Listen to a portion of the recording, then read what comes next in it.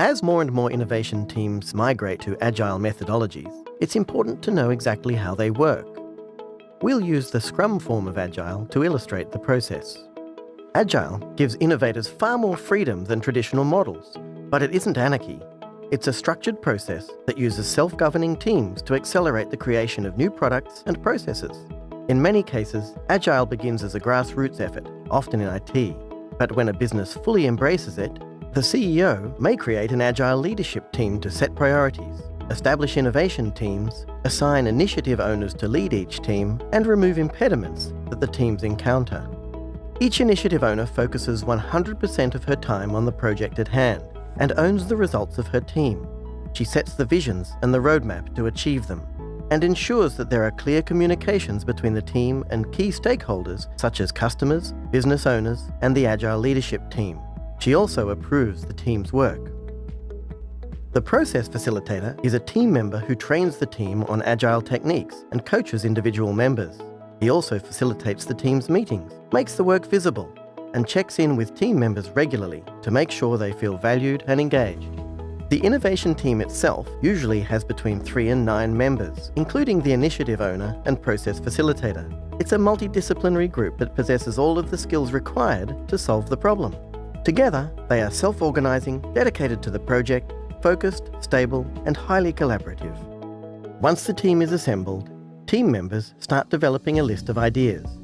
They estimate each idea's value to customers and development requirements, then rank order the list, focusing on the opportunity with the highest value to customers and the business. Next, they break that highest ranked idea into smaller modules that can be completed within 1 to 4 weeks' time. These work cycles, called sprints, get rank ordered in the same way, and the ones that end up on top are where the team begins.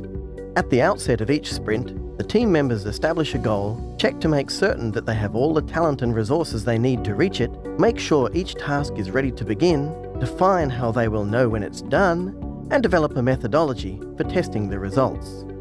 Each sprint gets broken up into individual tasks and activities which are tracked using a Kanban board or computerized workflow system. And throughout the sprint, the entire team focuses on the same or similar tasks. As members make progress on a task, they move it from column to column until it's done. This allows the team and stakeholders to visualize their progress and empowers them to reprioritize, add, or eliminate tasks as they go. Members set limits on how many items can be in progress at a time, so that they are forced to complete tasks before starting new ones. The fixed 1 to 4 week deadline helps them to develop an understanding of how much work they can accomplish in that amount of time, so that their velocity can increase with every sprint. Each day, the team starts with 15-minute stand-up meetings where team members talk about what they did yesterday, their plans for today, and what impediments they are facing. These meetings build team spirit and help identify any barriers to progress. The goal of each sprint is to develop working increments. Something that meets the team's definition of done, is approved by the initiative owner, and is ready for testing. The benefit of these tangible outputs is that you finish each sprint with a prototype or model that can actually be tested in rapid feedback loops with potential customers before investing further in the project. At the conclusion of each sprint, team members review how it went, identifying what went well and how to improve future sprints. Then, they progress to the next item on the portfolio backlog, and the cycle continues.